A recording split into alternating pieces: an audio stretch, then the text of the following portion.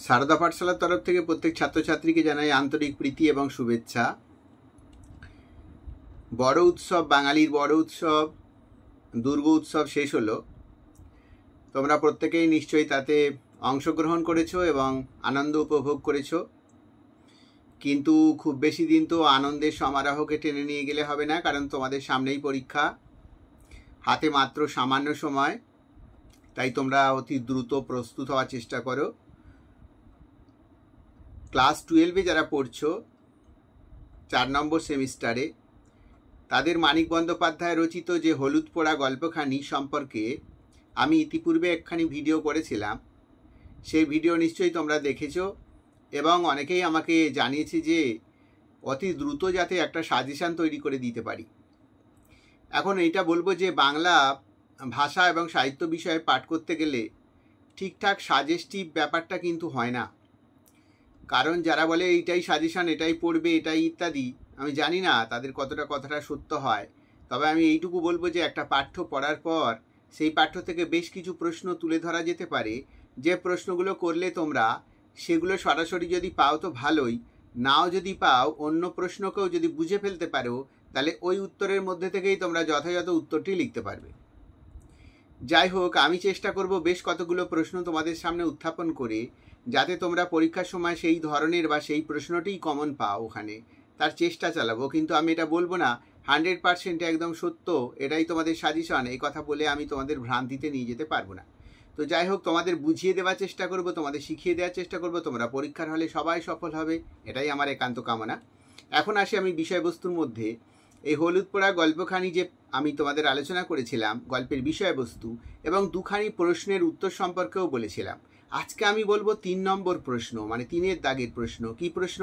না, হলুদ পোড়া গল্পের নামকরণের সার্থকতা। তাহলে আগে তোমাদের প্রশ্নগুলো বলে দিই, যে প্রশ্নগুলো আমি এখান থেকে গুরুত্বপূর্ণ বলে মনে করছি প্রশ্নগুলো বলে দিই, তোমরা খাতায় একটু লিখে নাও।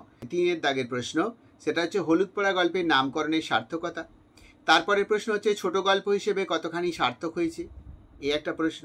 তারপরে হচ্ছে রও বাছাধন রও, এখন হয়েছে কি, মজাটি টের পাওয়াচ্ছি তোমায়। এই পংক্তিটি তুলে তোমাদের প্রশ্ন করতে পারে, কে বলেছে, কখন বলেছে, কেন বলেছে ইত্যাদি। এর পরের প্রশ্ন হচ্ছে যে আমায় মেরো না গো মেরো না, কে কখন এমন কথা বলেছে, হ্যাঁ আমায় মেরো না বলার কারণ কি, তারপরে কি ঘটনা হয়েছিল বলো, এরকম একটা প্রশ্ন হতে পারে। তারপরে প্রশ্ন হচ্ছে দাঁড়া হারামজাদা, তোকে ফাঁসি কাটে ঝুলোচ্ছি, কে বলেছে, কাকে বলেছে, কখন বলেছে, এবং পরবর্তীকালে কি ঘটনা হয়েছিল তা বলো, এরকম একটা প্রশ্ন হতে পারে। পরের প্রশ্ন হচ্ছে চারিদিকে হইচই পড়ে গেল, লোক বিস্মিত হলো না, কেন হইচই পড়ে গেল, লোক বিস্মিত হলো নাই বা কেন, এই ঘটনাকে কেন্দ্র করে কি হয়েছিল বলো, এরকম প্রশ্ন হতে পারে।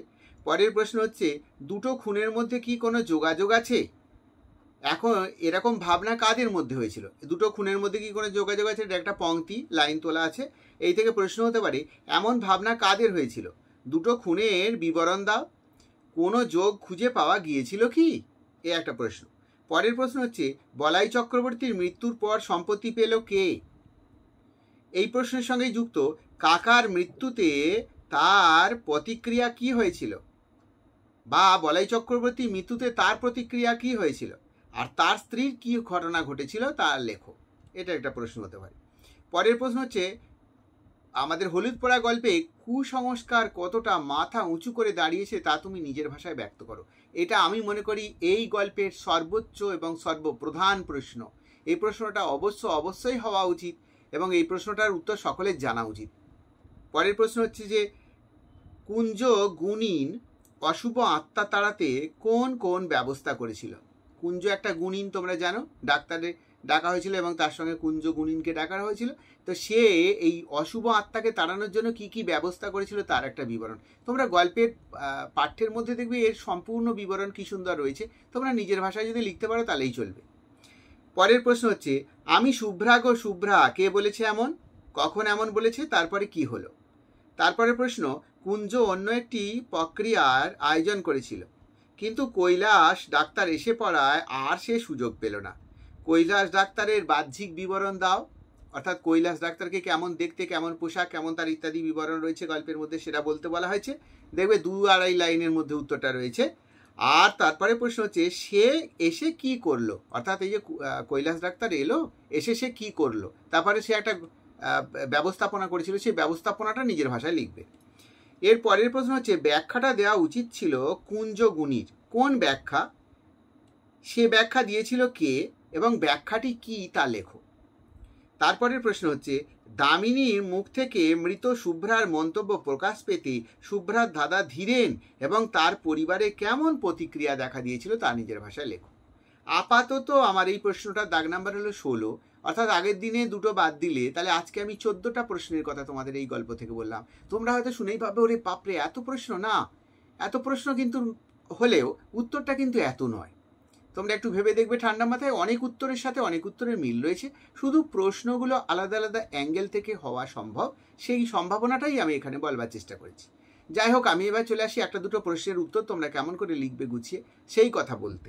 যেমন ধরো প্রথমে 3-এর দাগের যে প্রশ্নটা বলেছিলাম, হলুদ পোড়া গল্পের নামকরণের সার্থকতা।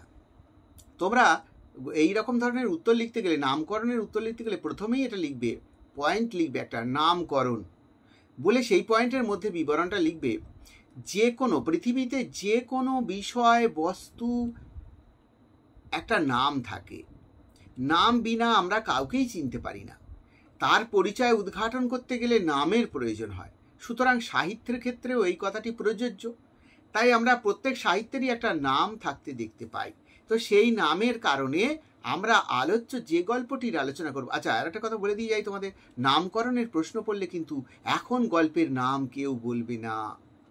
অর্থাৎ এই যে আমি বলছি আলোচ্য গল্প এরকম বলে যাও, কিন্তু এখন বলবে না কেউ হলুদ পোড়ার কথা, তাহলে কিন্তু নামকরণের উত্তর লেখাটা খুব একটা ভালো হবে না। শেষে গিয়ে আমরা বলবো, এখন না। তো যাই হোক, বলবো আলোচ্য গল্পখানির নামকরণ কি কারণে হয়েছে সেটা বলতে গেলে আমরা এই কথা বলতে পারি যে গল্পের বা সাহিত্যের নামকরণ সাধারণত কতকগুলো পদ্ধতি মেনে হয়। কি কি পদ্ধতি? না, বিষয়বস্তুগত নামকরণ, অর্থাৎ সাহিত্যে কি বিষয় রয়েছে তার উপরে নামকরণ নির্ভর করে। তারপরে হয় চরিত্র কেন্দ্রিক নামকরণ, অর্থাৎ সাহিত্যের মধ্যে কোনো চরিত্র রয়েছে সেই অনুযায়ী তার নামকরণ হতে পারে। স্থান কাল অনুযায়ী নামকরণ হতে পারে, অর্থাৎ স্থান কাল বলতে কোনো জায়গার নাম অনুযায়ী হতে পারে, কোনো কাল বা বছর বা সময় অনুযায়ী হতে পারে। আবার হতে পারে কি সাংকেতিক বা রূপক নামকরণ, অর্থাৎ যেখানে কাহিনীর সঙ্গে নামকরণের কোনো মিল সচরাচর সরাসরি আমরা খুঁজে পাবো না, কিন্তু একটা ইঙ্গিতবাহী নামকরণ অবশ্যই সেখানে প্রকাশ পেয়েছে, তাকে রূপক বা সাংকেতিকতা বলা হয়। তো এইটা আমরা ফার্স্ট প্যারায় বলবো। বলার পর কি পয়েন্ট করব? না, পয়েন্ট করব সাহিত্যের সংক্ষিপ্ত বিষয় বলে পয়েন্ট করব। তাহলে এই গল্পের সংক্ষিপ্ত বিষয় কি? আমরা বলবো যে গ্রামাঞ্চলের মানুষ এখনো কুসংস্কারের সঙ্গে অনেকটাই আবদ্ধ আছে, তাই তারা ভূত প্রেত বা আত্মা ইত্যাদিকে বিশ্বাস করে। এক গ্রামের 2জন মানুষ পরপর খুন হয়ে যাওয়ার দরুন সেই গ্রামের মানুষজন সেই ভূতের উপরে বিশ্বাস করেছিল বা ভূত কথাকে তারা গুরুত্ব দিয়েছিল। দেখা গিয়েছিল যে 2জন মানুষ খুন হয়ে যাওয়ায় একে অন্যের সঙ্গে কিভাবে খুনের সম্পর্ক থাকতে পারে এই নিয়ে তারা অনুসন্ধান চালিয়েছে। অথচ একটি মধ্যবয়সী পুরুষ মারা গেছে, তার 3 দিন পরে মারা গেছে একটি যুবতী কন্যা, তো তাদের মধ্যে কোনো সম্পর্ক বা সম্বন্ধ থাকতেই পারে না, পাওয়ার কোনো নিশানাও আমরা খুঁজে পাইনি, তবুও তারা খোঁজবার চেষ্টা করেছে। যাই হোক না কেন, পরবর্তী সময় দেখা গেছে যে ওই যে মধ্যবয়সী পুরুষটি মারা গেছিল, তার যে সম্পত্তির অধিকারী হয়েছে সেই যুবকটির স্ত্রী, অর্থাৎ দামিনী বলে এক গৃহবধূ, শেষ ভর সন্ধ্যাবেলা উঠানের এ প্রান্ত থেকে ও প্রান্তে যাওয়ার সময় অকস্মাৎ ছিটকে পড়ে এবং তার দাঁতে দাঁত চেপে যায় এবং তার শরীরে একটা অস্বাভাবিকতা দেখতে পাওয়া যায়। তাকে সুস্থ করবার জন্য এলাকার যে হেতুড়ে ডাক্তার ধীরেনকে ডাকা হয়েছিল। ধীরেন বলেছিল, না, আমি ঠিক এর জন্য প্রযোজ্য নই, তোমরা পাস করা ডাক্তার কৈলাসকে ডাকো। এবং কৈলাস ডাক্তারকে ডাকার পাশাপাশি এই পাড়ার লোকেদের অনুপ্রেরণায় এই আমাদের এই নবীন ছেলেটি কিন্তু সে ডেকে পাঠিয়েছিল কুঞ্জ গুণিনকে, এবং তার বিশ্বাস হয়েছিল যে এরকম এরকম ক্ষেত্রে নাকি এই গুণিন বা ওঝা বা এরা অনেক কিছু কাজ করতে পারে। সেই গুণিন এসে নানান রকমের ক্রিয়া প্রক্রিয়া চালিয়ে ভূত ছাড়াবার বন্দোবস্ত করে এবং শেষের দিকে সে এই নারীর নাকের কাছে একটি কাঁচা হলুদকে আধপোড়া করে নিয়ে এসে ধরে, আর সেই হলুদ পোড়ার গন্ধে ওই নারী দেহ যেন সতেজ হয়ে ওঠে এবং সে গড়গড় করে বলতে থাকে, আমি শুভ্রা গো, আমি শুভ্রা, আমাকে তোমরা মেরো না। তখন পাশ থেকে জিজ্ঞাসা করা হয় যে ওকে কে হত্যা করেছে, কে মেরেছে জিজ্ঞাসা করো। বলেছে আমাকে বলাই খুঁড়ো মেরেছে, অর্থাৎ বলাই চক্রবর্তী যে মধ্যবয়স্ক পুরুষটি মারা গেছে সেই তার কথা বলা হয়েছে। ঠিক তার কিছুদিন পরেই ধীরেন অর্থাৎ শুভ্রার যে নিজের দাদা, সেই দাদারও কিন্তু এরকম একটা অকস্মাৎ ঘটনা ঘটে। হঠাৎ করে সে সন্ধ্যাবেলায় বাইরের ঘাটের দিকে, পুকুর ঘাটের দিকে গিয়ে সেখান থেকে আর ফিরতে পারছিল না। তার স্ত্রী চিৎকার চেঁচামেচিতে বেরিয়ে দেখে যে তার কাপড়ে রক্ত এবং কাদা লেগে রয়েছে, আর তার নাকের কাছ দিয়ে, থুতনির কাছ দিয়ে রক্ত ঝরে পড়ছে। তাকে তুলে আনা হয় এবং সেই আবার কুঞ্জগুণিনকে ডাকা হয়। সে আবার এসে নানান রকম ক্রিয়া প্রক্রিয়া চালিয়ে সেই হলুদ পোড়া নাকের কাছে যখন তার ধরেছিল, তখন দেখা গেল সেই ধীরেন বলছে যে আমি হলাম বলাই চক্রবর্তী গো, আমি শুভ্রাকে খুন করেছি। এই কথা মানুষের কাছে বিশ্বাস এনেছে, মানুষ সেই কথাকে নিয়ে অনেক এলাকা তোলপাড় করেছে, সমাজে এই নিয়ে একটা বেশ উৎক্ষিপ্ত অবস্থা দেখা গেছে, ইত্যাদি ইত্যাদি ঘটেছে গোটা গল্পের মধ্যে। আমাদেরকেও গল্পটা মনের মধ্যে একটা আবেগ তৈরি করে দেয়, একটা আকর্ষণ তৈরি করে দেয়, একটা অন্য জগতে নিয়ে চলে যায়।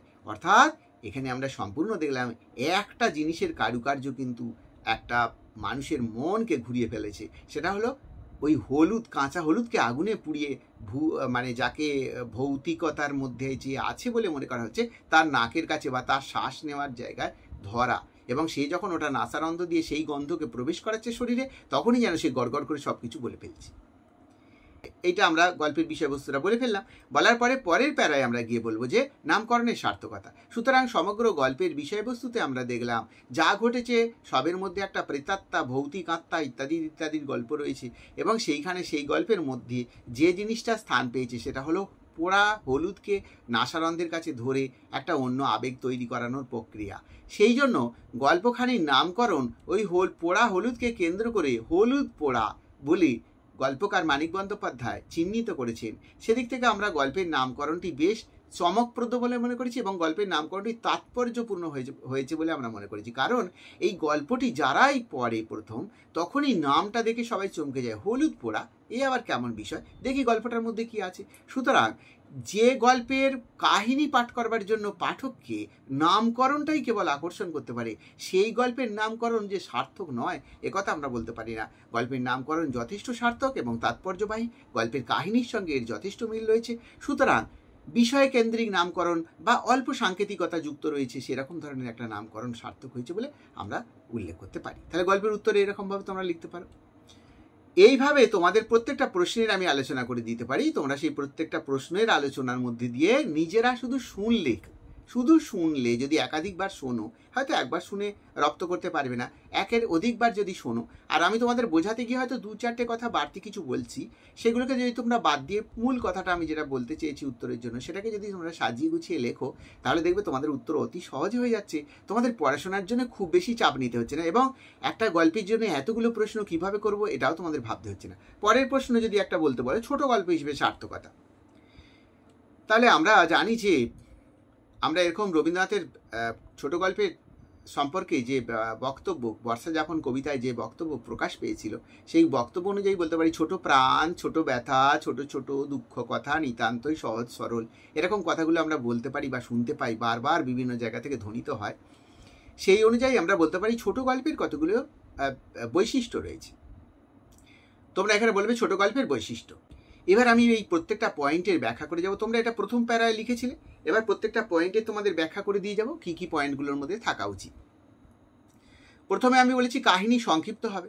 আমরা দেখেছি যে আমাদের যে এই হলুদ পোড়া গল্পখানি, এর কাহিনী যথেষ্ট সংক্ষিপ্ত। অকস্মাৎ একটা খুন হলো এবং সেই খুনের কিনারা করবার জন্য চেষ্টা করা হলো, সেইটুকুই একটা গল্পের কাহিনীর মধ্যে নেওয়া হয়েছে, কয়েক পাতা জুড়ে গল্পটার কাহিনী। সুতরাং গল্পের কাহিনীর দিক থেকে গল্প যে ছোট বা সংক্ষিপ্ত সে কথা আমরা নির্দ্বিধায় প্রকাশ করতে পারি।